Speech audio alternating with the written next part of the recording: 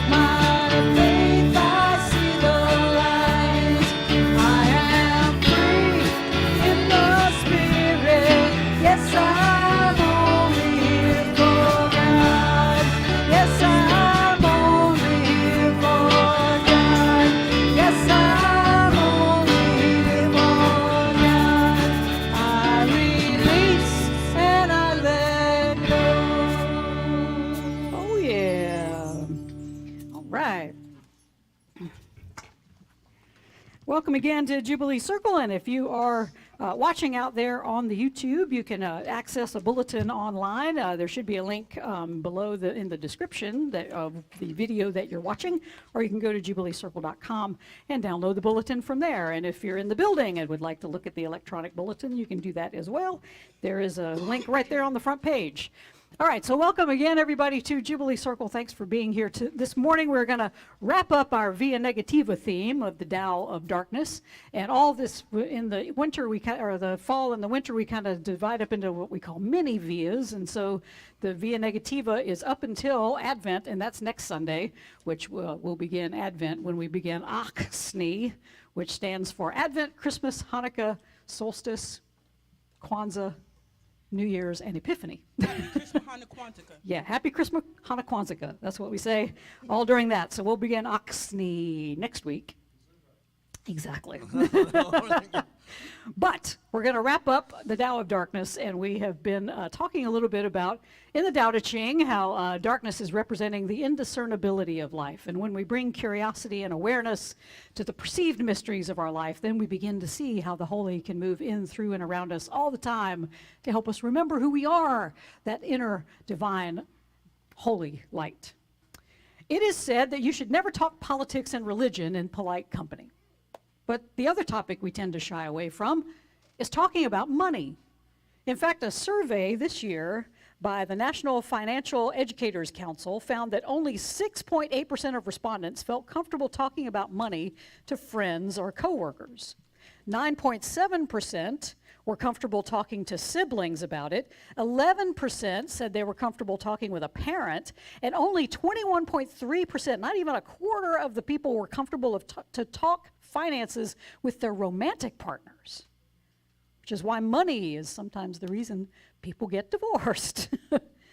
So why is money so hard to talk about?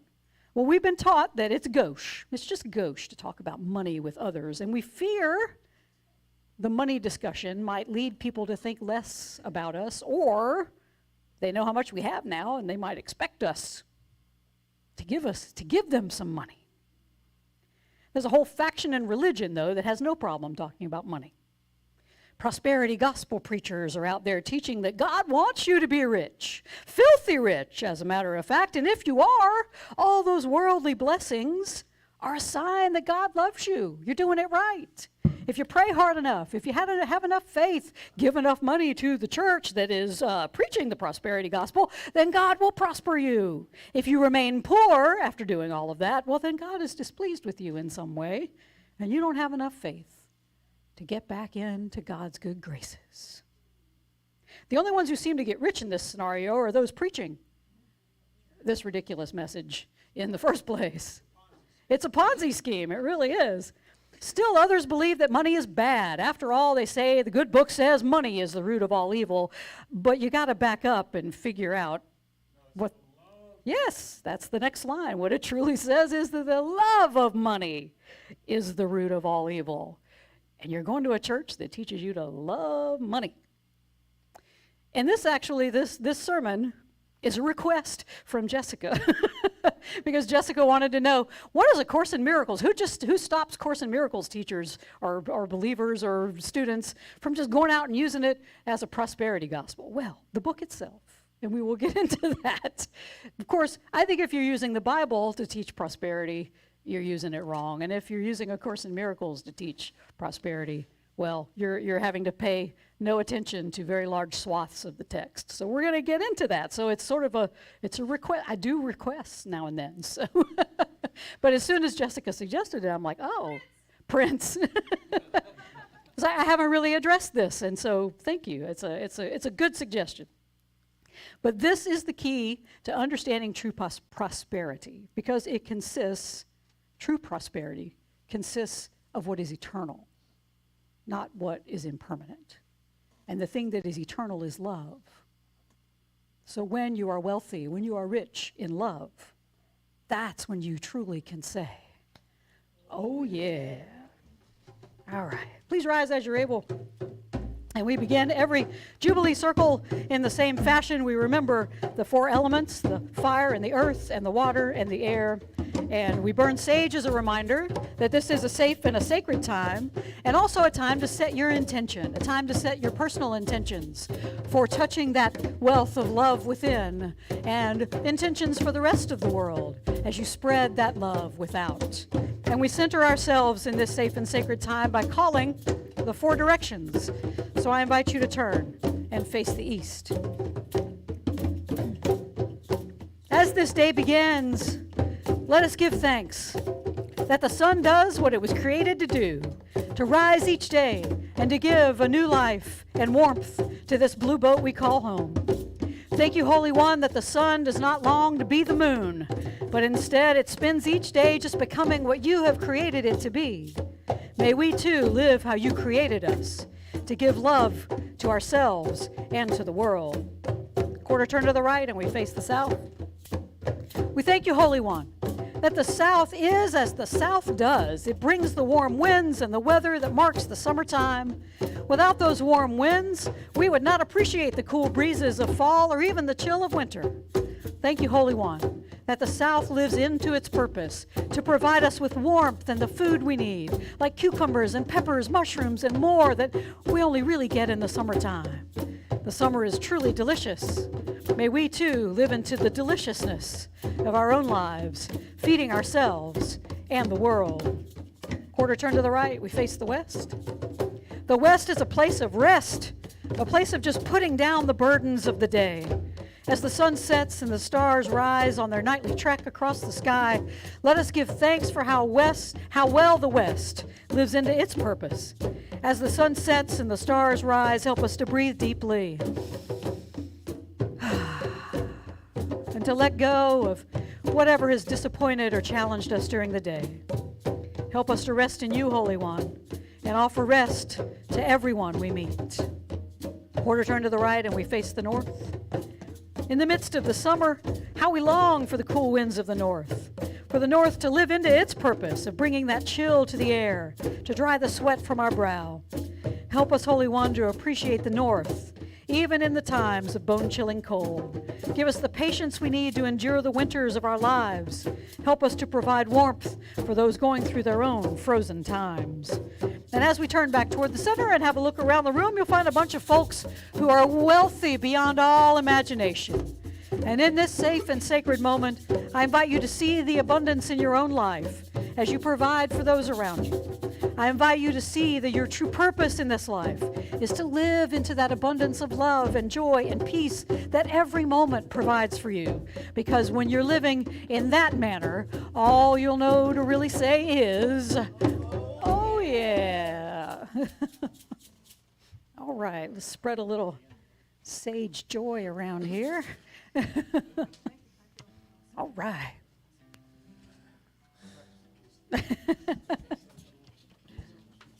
All right, coming around. Everybody talk amongst yourselves. Talk. We're going to remain standing for our opening song. We're going to hearken back to was this the 80s? Yes. Yeah. Sting. Ah, Police. the Police. Remember the 80s, you weren't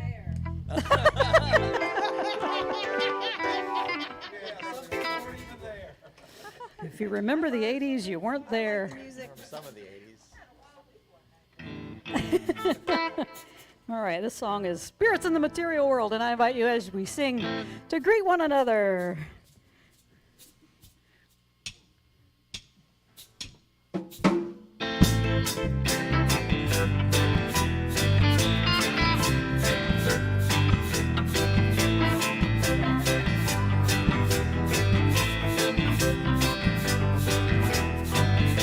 There is no political solution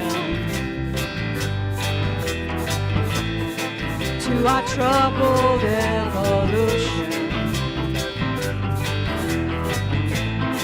Have no faith in Constitution. There is no bloody revolution. We are spirits in the material world, our spirits in the material world, our spirits in the material world, our spirits in the material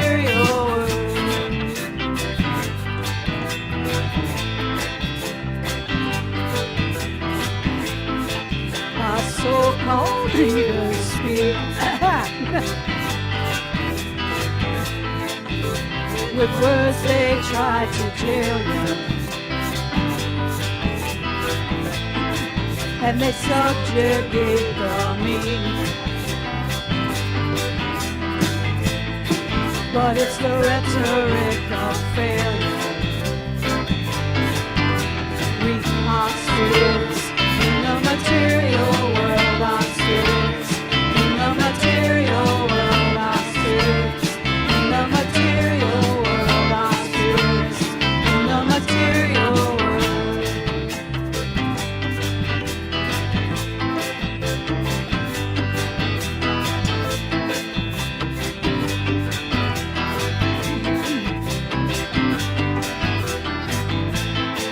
Where does the answer lie? Living from day to day. And if it's something we can't find, there must be another way.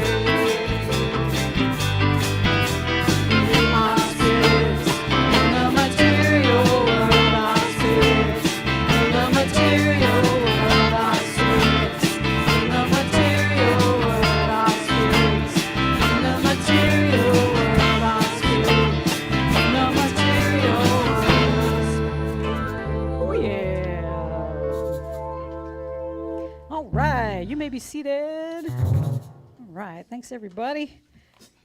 Rocking out there with us. And welcome again for the third time to Jubilee Circle. We're glad that you are with us. A little bit about us. We are an inclusive, progressive, interfaith community here in Columbia, South Carolina, broadcasting around the world via YouTube. And we teach the timeless common wisdom of love and unity that you find in all mainstream religions, in metaphysical philosophies, mysticism, and inspired secular and religious writers and teachers throughout the ages. We use popular music, teachings, weekly celebrations, educational and artistic events, and other community-building activities as we seek to create a space for everyone to experience transformation so then they can go out and be that transformation in the world. We believe that we're here to expand our souls, to find a deeper meaning in life, to renew our commitment to love and peace and justice, to learn how to love wastefully and undergo a transformation from the inside out so complete that we remember to live, as much as we can from that higher divine self in this world. We also recognize we're part of God's good creation. We're formed not just in stardust, but in love and joy. But we forget this. We come into the world and we see people over there and us over here, and then the judging starts and the grievances, and we go, oh, those people are beautiful, those people are ugly, those people are good, those people are bad, those people, they're very generous, I love them, those are stingy people over here, these are loving, and those people are just so recalcitrant. What? Recalcitrant. Oh, yeah. That's grody. Yeah, Speaking of the 80s, yes. But let us remember, Jubilants, our true function here. It is to remember who we are, to continually return to that home that we have never left, to make the journey without distance, as the Course says, and just be an open channel for that love that created us to flow through us into the world. So we all get to say, oh yeah. All right, so some announcements before we move on. We got a lot of stuff coming up that's just fabulous here. Again, we're going to start Oxney next Sunday, and the theme is going to be, what are you waiting for? Because Advent is supposed to be this time of waiting, whether it's waiting for a Savior or Santa Claus or the New Year. So in this mini VIA, we're going to contemplate waiting and explore why what we're truly waiting for is that moment when we remember who we are and awaken. And there's not a lot of waiting if you really want to do it. But this week, Agape licensed spiritual practitioner and musician Deb Varn will be bringing the message, and she's got one original song that she's going to play and another song. So she's got a couple of songs, and then she's going to bring the message. So join us. Deb is an amazing speaker, an amazing singer and songwriter. You'll really enjoy it. She's going to blow you away. Thursday is Thanksgiving. And if you do not have a place to go, or you have many places to go and you just like another meal and hang out with Jubilants, come here at 1 o'clock on Thursday. We're going to have our Orphan Thanksgiving dinner. I think the last time we did this was 2019 because we couldn't really do it in the past couple of years. So yeah, we're gonna revive that. So the turkey will be provided. We just ask that you bring some side dishes and desserts, some drinks, and just come and have a good time. So we're gonna try to start eating around 1 o'clock. So come and enjoy Thanksgiving, even if you have other places to go, even if we're just one of your stops that day, come and enjoy some good time with us. We might have some games. There might be games. If Beth is involved, there are games. And they're super fun games. Super fun games. And also next Sunday, after Deb speaks, hang around. And so we're going to eat twice this week, all right? So next Sunday, bring food for a potluck. And then Thursday, bring food for Thanksgiving, because we're going to put our tree up. We have a tree that we put up every year, so usually the first Sunday after Thanksgiving when Advent hits, we'll put up a tree. We'll find some place to put it. Boy, it's crowded over there. But we'll find some place to put the tree. So we'll put our tree up, and Julie's going to lead us in some ornament making crafting. So we're going to be making ornaments, eating potluck, and doing the tree. So please join us. Stick around after celebration next Sunday, and we'll do all that. December 4th, we're going to do something called Poetry Church on Sunday morning. We're going to have a collection of poets and musicians that will bring their talents to the stage, and we'll do a little bit differently on Sunday, December 4th. Friday, December 9th, the Columbia Operatic Laboratory returns with carols and classics. So come and sing some operatic twists on the carols and the classics. Tickets are $10 for adult, $5 for children, and we will provide refreshments for a donation. And of course, the big night is Friday, December 16th for Danielle Howell. We're going to host her and her three-piece band. Tickets are $22. The link is in your bulletin or there online. And there's also going to be a silent auction to benefit Palmetto Lifeline. And I'm actually getting a signed guitar from Edwin McCain for part of one of our silent auction items.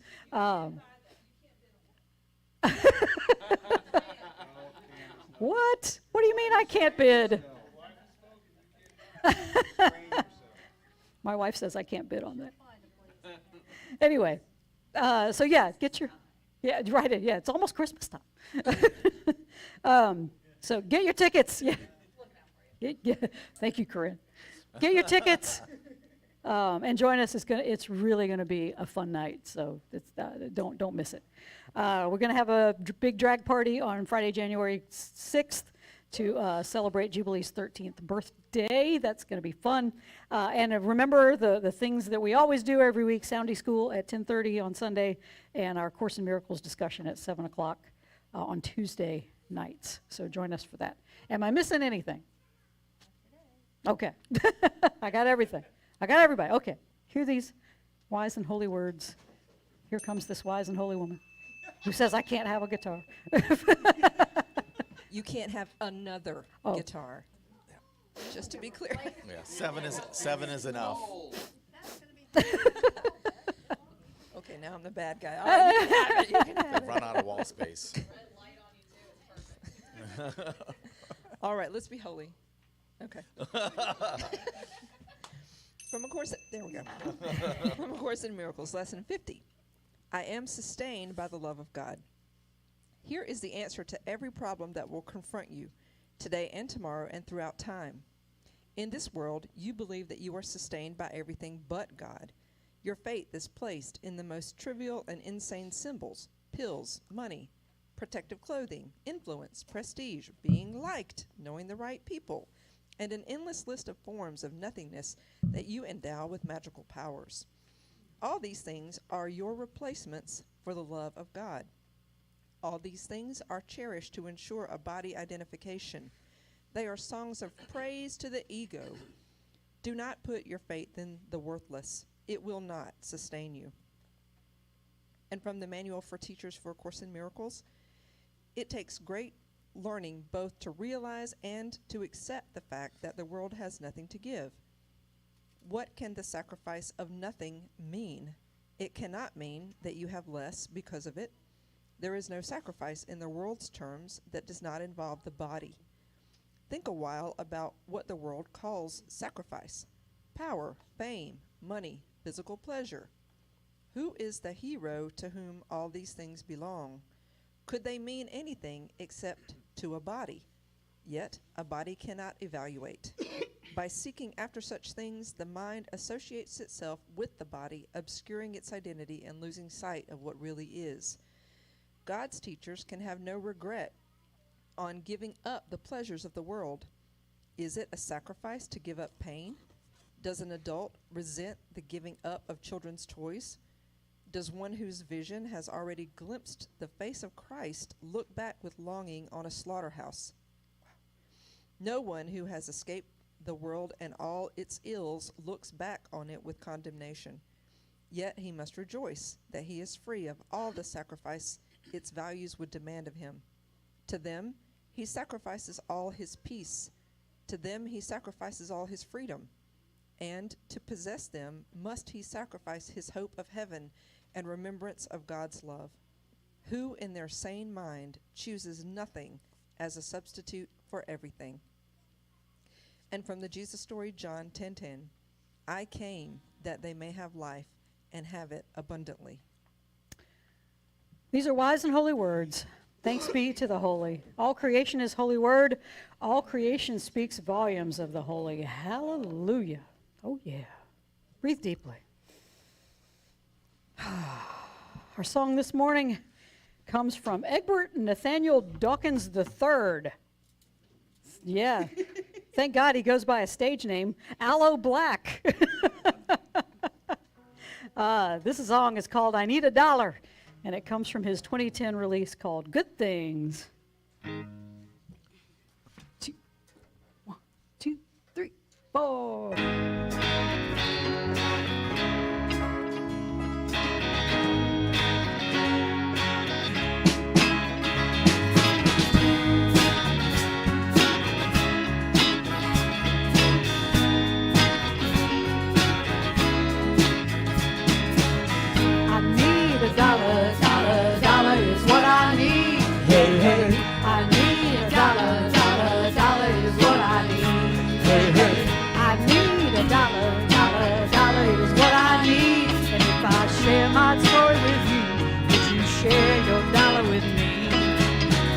Times are coming and I reap what I don't sow. Hey, hey. Well, me tell you something, all that glitters ain't gold. It's been a long old troublesome road, and I'm looking for somebody coming to help me carry this load. I need a dollar, dollar, dollar is what I need. Hey, hey. I need a dollar, dollar, dollar is what I need. There's an old joke about a guy named Joe who finds himself in a dire situation. His business has gone bust. He's in serious financial trouble. He's so desperate that he decides to ask God for help. And so he begins to pray, God, please, please help me. I have lost my business. And if I don't get some money, if I don't get a dollar, I'm going to lose my house as well. Please, please let me win the lottery. Lottery night comes. Somebody else wins. Joe again, back to God. God, please just let me win the lottery. I've lost my business, my house. I'm going to lose my car next. Lottery comes. Don't be giving it away, Bob. Just because you know all the jokes. Spoiler alert, Bob's in the room. So it comes and goes again. Joe still has no luck. Once again he prays, my God, why have you forsaken me? I've lost my business, my house, my car, my wife and children are starving. I don't ask for anything much. I'm your good servant. Please just let me win the lottery. Just this one time, I can get my life back in order. Suddenly there's this blinding flash and the heavens open, and Joe hears the booming voice of God say, buy a ticket, Joe. And I think I can safely say, We've all been in Joe's shoes at some point in our lives. Perhaps we've lost it all. Perhaps we've come close. And we're looking for that immediate relief, like winning the lottery. Someone just won more than $1 billion, right? Way less after taxes. But it seems like they got their prayer answered. What about the rest of us? Sitting around waiting for that windfall to just make life easier, at least financially, we think. We do all that. We do all we can do to try to secure what we think are the blessings in this world. Money, influence, fame, security. We think these are the things in the world around us that's going to give us all that. A job with a high salary, houses, relationships, the adoration of the world.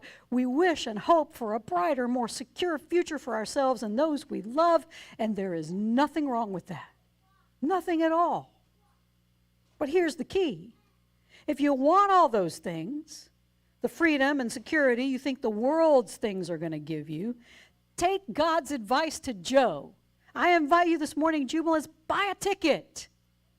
But the ticket you need isn't sold in any convenience store. There's no ticket out here in the bodily world that's going to give you anything that you truly want. As our reading from A Course in Miracles says this morning, your faith is placed in the most trivial and insane symbols.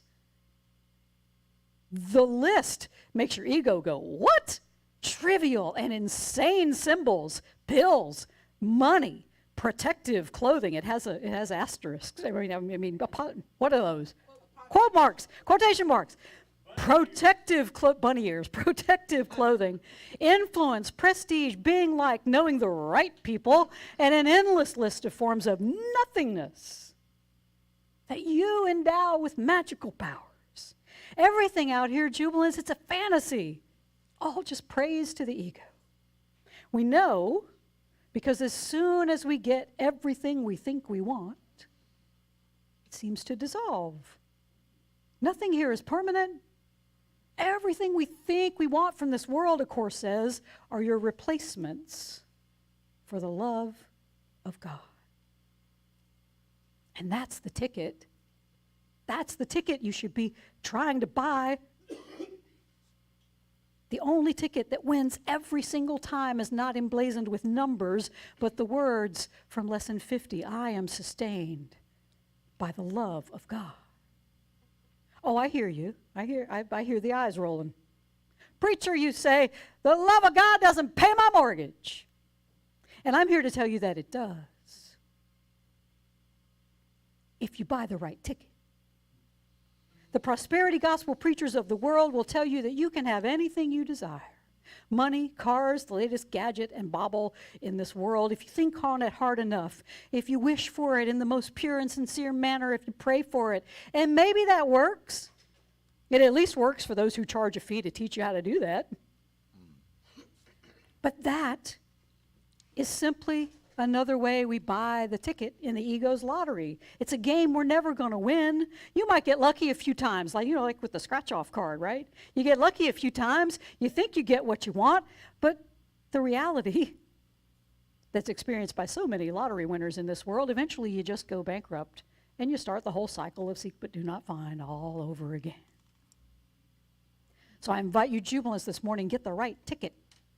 It's a matter of deciding whose world you want to live in. Do you want to live in the ego's world of fleeting happiness, or do you want to live in the Holy's world of eternal love and peace and joy? If you think $1 is what you need, you're already in the ego's lottery. But if you understand that all you truly need to sustain you is the love of God, Jubilants, you have hit the jackpot. Breathe deeply. 2, 3, 4. I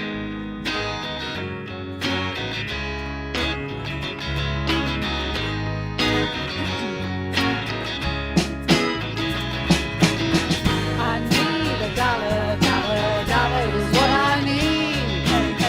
I need $1, $1 is what I need. I had a job, but the boss man let me go. He said, I'm sorry, but I won't be needing your help no more.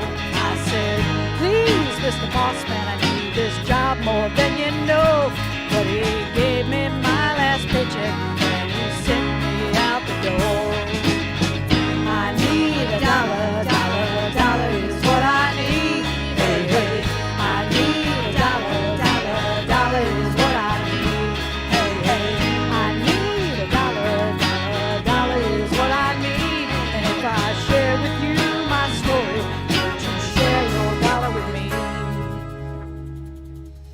had to do a lot of work around my ideas and beliefs about money over the years, and I suspect I'm not alone in this.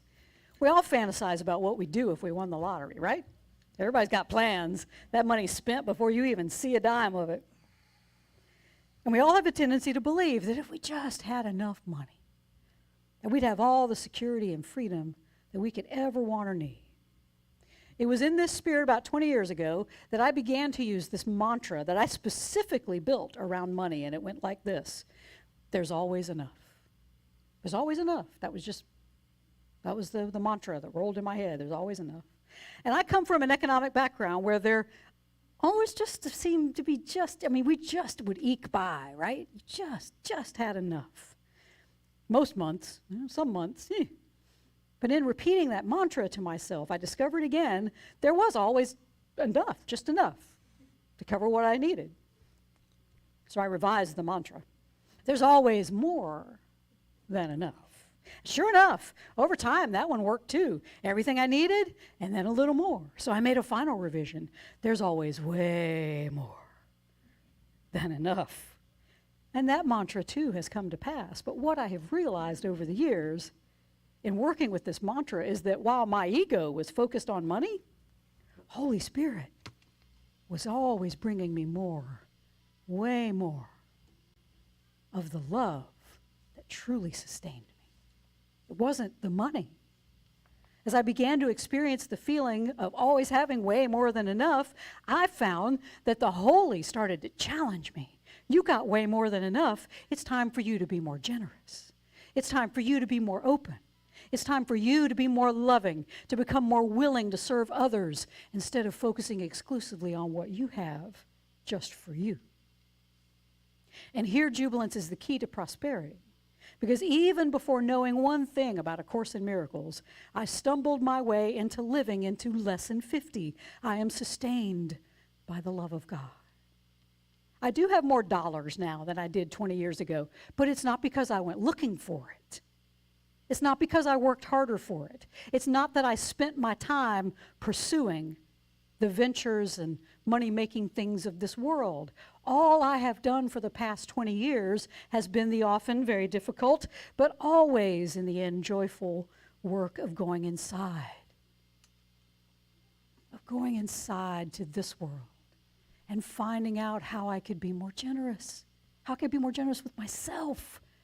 The person we're stingy with the most is ourselves.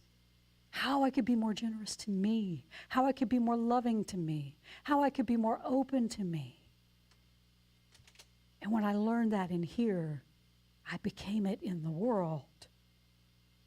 I remembered my own original blessing. I remembered the truth about myself. I am a beloved child of God, and so is everyone else. We are all part of God's good creation of light and love and joy and peace. So what has come to me then is whatever I need to continue in that quest to be of service, that quest to grow, that quest to remember who I truly am, no matter how imperfectly I live it. What I discovered is this: it's the function of every single one of us. But some of us forget. I even forget. We get lost in a world of pills and money and protective clothing, influence, prestige, being liked, knowing the right people, and an endless list of forms of nothingness that we endow with magical powers. Money, of course, tells us in the Song of Prayer, is not evil. It's not evil. It's the next line that you go, what? Money is not evil, of course, says. It's nothing. That means that money is neither good nor bad. But what Holy Spirit does in this world is that it uses all of the tools that this world has to help us awaken. Money, then, it's just one of the tools. And if you've got a wider audience to reach with the love that you have been given to spread, then you're going to need a lot more resources, and money can be part of that. But money is not the goal. The only goal of this life is to remember who we are, and in that remembrance, to become a channel for God's love to pour out into this world so everybody else remembers their true, divine, originally blessed self. So the bottom line, jubilants, this has been the bottom line of all the past sermons in this whole mini VIA. Which world will you dedicate your life to pursuing? The one where you're always chanting about needing $1 because more dollars is what you think you need? Or are you going to choose the world where you pursue nothing but remembering and living into that original blessing that you were created in? This is what Jesus means when he says he came to give us abundant life. In Greek, that word abundance, it's not about living a life filled with money or things or possessions or anything else that is fleeting in this world. The word means uncommon. The common life is the one that we spend pursuing the world's aspirations for wealth and fame and power, the best career, the best house, the best the car that we're driving around, influence. We jubilants, we are called to live the uncommon life. And what Jesus is saying is, I come that they may have life and have an uncommon one at that. One filled not with the fleeting fullness of this impermanent world, but the never-ending fullness of love. We are not called to conform to this world, but to live in an uncommon way by embracing our function as the source, the channel for light and love in this world. When we do that, Jesus promises that whatever we need will be given to us. A course in chapter 13 assures us that the Holy knows what we need and will give you all things. It's an important caveat coming up. Spirit will give you all things that do not block the way to light. And this really is an important distinction that we need to understand. Whatever we are given in this world, whatever resources you have right now, are to be used to find your way back to God and help other holy siblings do the same. That is the mark of an abundant, uncommon life. A course says that the teachers of God, which means all of us, we all teach at some point. It's just, are we teaching from the ego or are we teaching from spirit? So we're all teaching, but the teachers of God, of course, says they don't want anything they cannot give away. Because what's the use? What's the use of having something if you can't give it away? We are to be that open channel. The underlying message of a course on this idea of money and prosperity is this: don't get caught up in the world's idea of what prosperity, wealth, security, and freedom look like. Amassing great wealth, power, or influence for the sake of amassing great wealth and power and influence, it will never give you ultimate peace. It will never give you ultimate joy or love or freedom or even security, because then you got to protect it because everybody wants it. The resources of this world, they are not bad in themselves. I'm not saying it's wrong to be rich. It's fine to be rich. But just what spirit are you living in? What world are you living in? The resources of this world aren't bad. They're just nothing. They don't exist in the ultimate reality that is God's love. While we're here, though, everything we have, the resources at our disposal, should be used to facilitate the awakening of the world. A course says it takes great learning, both to realize and to accept the fact that the world has nothing to give. Money, power, fame, they can only mean something to our bodies. They only mean something to the ego's need to be seen, to be admired, to be influential in some way. By seeking after such things, a course says the mind associates itself with the body, obscuring its identity and losing sight of what it really is. This jubilance is the source of all the suffering in the world. We attach meaning to things that are meaningless, and then we pursue them with the ego's insane seek but do not find mentality. A course says God's teachers, that's all of us, God's teachers can have no regret on giving up the pleasures of the world. Is it a sacrifice to give up pain? Does an adult resent giving up children's toys? Does one whose vision has already glimpsed the face of Christ look back with longing on a slaughterhouse? No one who has escaped the world and all of its ills looks back on it with condemnation, yet they must rejoice. that they are free from all the sacrifice its values would demand of them. Jubilants, what we truly sacrifice when we pursue the impermanent things of this world is everything. We sacrifice everything. We give up our chance at infinite, eternal, and unchanging peace and freedom. Who in their sane mind chooses nothing as a substitute for everything? When you live in that world, in that spirit world, you get everything. Everything you need to awaken, everything you need to awaken the world, the resources that you need. You won't get anything that blocks you from it, that takes your attention back to the ego. You get the stuff where you go, man, I got to use that. That's what God has given me to help the world awaken. What we truly sacrifice when we're pursuing the world's riches, we give up everything for nothing. So the ticket that you're buying is the one that gives you everything, because you're giving up nothing here. There's nothing wrong with money.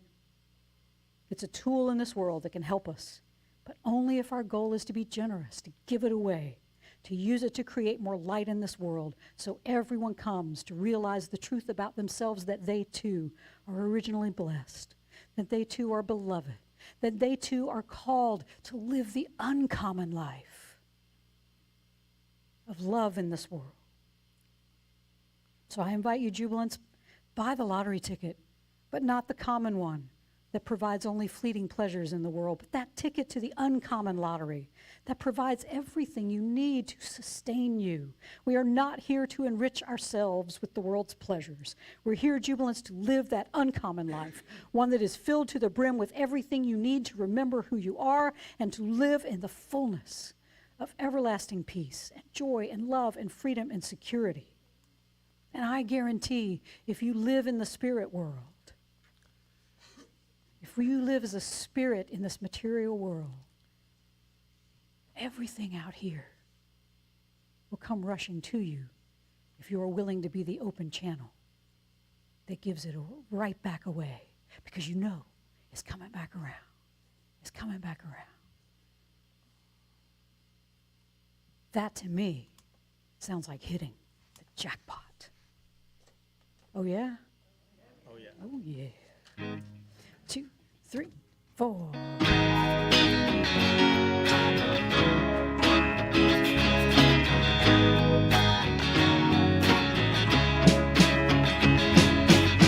I had some good old buddy, his name is Whiskey and Wine. Hey, hey. And for my good old buddy, I spent my last dime. Hey, hey. My wine is good to me, it helps me pass the time. And my good old buddy whiskey keeps me warmer than sunshine. Hey, hey.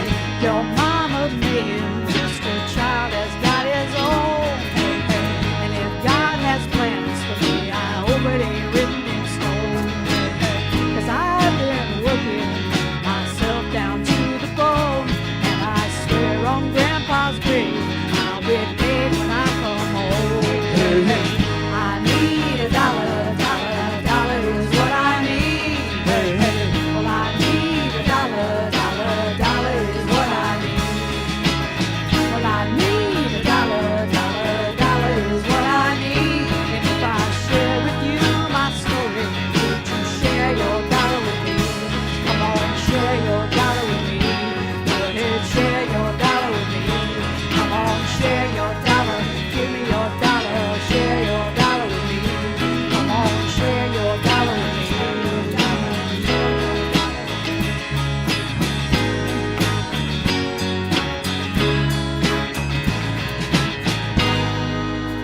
Oh yeah. Right.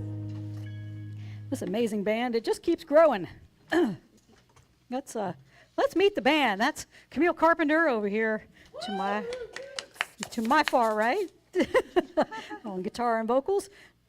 Trisha Fopp here on the 12-string and vocals. Leslie Gilroy on the vocals and that thing that makes me nuts. Michael Reisman, Michael Sprinkles Reisman over there on the piano and violin wait. and everything Tambourine. else. I know. Bruce Clark back here on the lead guitar and vocals. Larry Farina on the drums with his Larry Dust. And Keith Edwards Sr. back here last but certainly not least on the bass. And Cece, our namesake here. She was hoping you'd give That's her right. a pepperoni. She's just down here giving us moral support. Keeps us grounded. That's right. She works for treats, don't you, baby? I work for snacks. She does. Breathe deeply.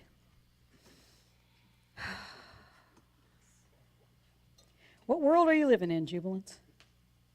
I mean, we have to live in this world, right? I mean, you got to go to work, you got to pay your bills, you got to keep up your house. Something breaks, you got to fix it. Yeah, I mean, you got to be here. You are here. But what I'm trying to offer you is a way to see more deeply. Is a way to see more deeply within yourself and take that vision out into the world. I've got another sermon brewing in my head about specialness because we like to be special. Oh, Lord, we like to be special. But specialness, if you want to know what's causing the suffering of the world, it's specialness, because that's how we create all these out-groups, because they're not the big special in-group, and then you're special in your out-groupness. I mean, it's relentless. But if instead of looking at this world and going, oh, man, and seeing what you lack, I need $1. $1's what I need. Will you share $1 with me? Come on.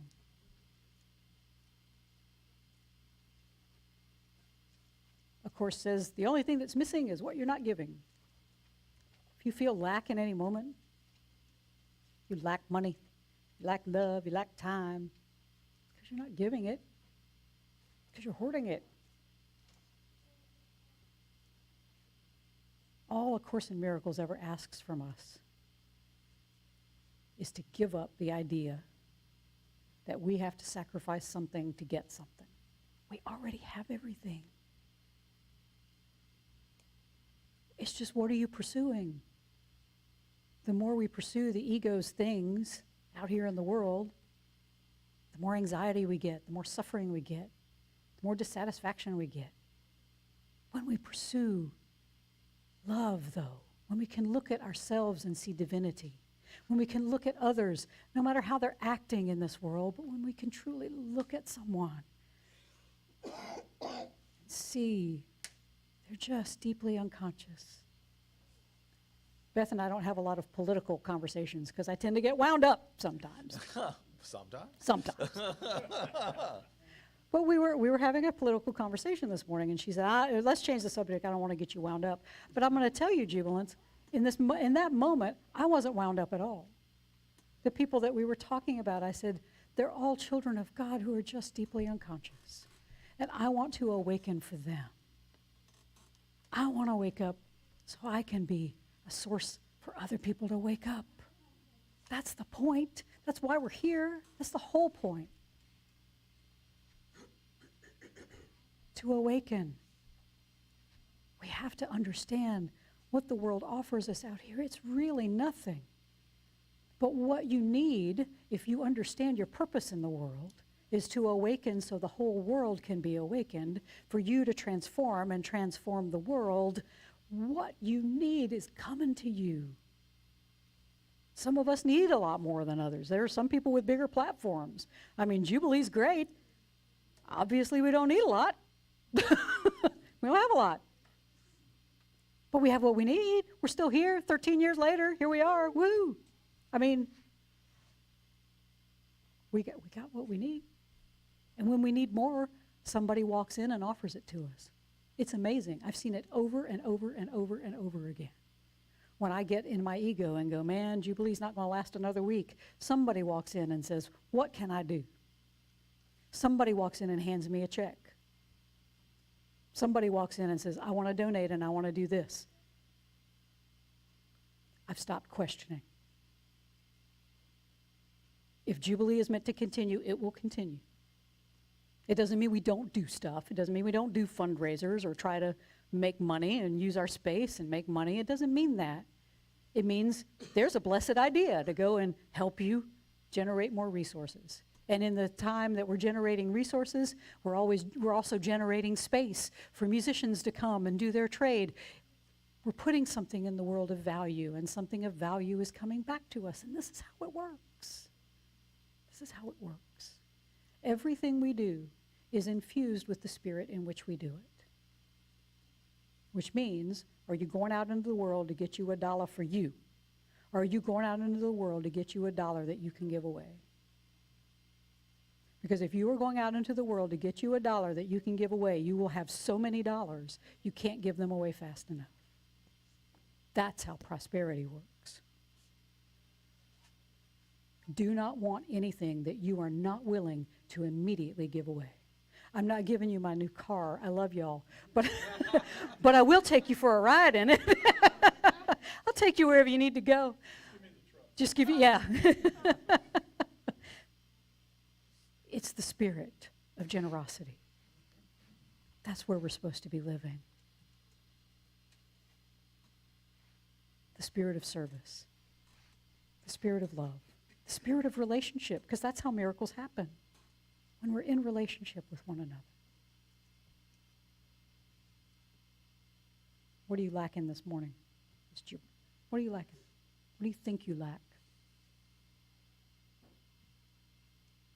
Because if you think you lack something, that's what the world is asking you to give.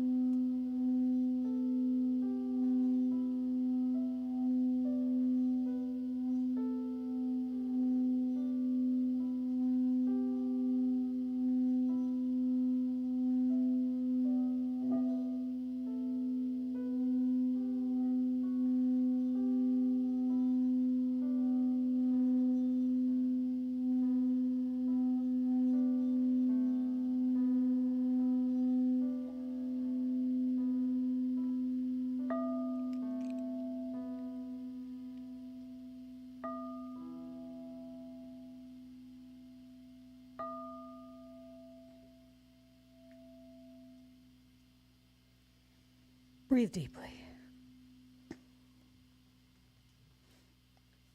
And as I just said, what camera am I on?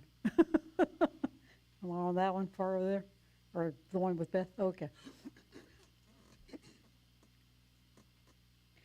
A Course in Miracles says that you won't receive, if you're truly in that mindset, that heart set of pursuing that love, you will get what you need. But you will not get that which blocks your path to the light. The stuff that takes us off course. We get, infatuated with the latest gadget, or if I just got a raise, or if I just got a better job. There's nothing wrong with a raise. There's nothing wrong with a better job. It's the spirit in which you do it. And the spirit that I ask for Jubilee, I have never asked Jubilee to enrich me. And it has kept its promise. I would like to do this full time. It would be cool. But that doesn't seem to be what's in the cards. This is what Jubilee has asked of me, and I give my time and my life gladly to this place, for the most part. There are days, but everybody has those days, right? We all have those days. But the spirit in which I always ask for support for Jubilee is because I believe that Jubilee is a source of light. It is a source that helps for the transformation of people who then transform the world. And I hope that if that is a goal that feels worthy to you, that you will give, that you will support this place. If we have more resources, we can do more. And that's always been the goal, of trying to do more, but we have very limited resources. With more resources, we can be a brighter light. And that's where y'all come in, is to help us with those resources. So we can spread this message far and wide. We can use this space to help grow the arts and the music community in this city. That's something we want to do as well.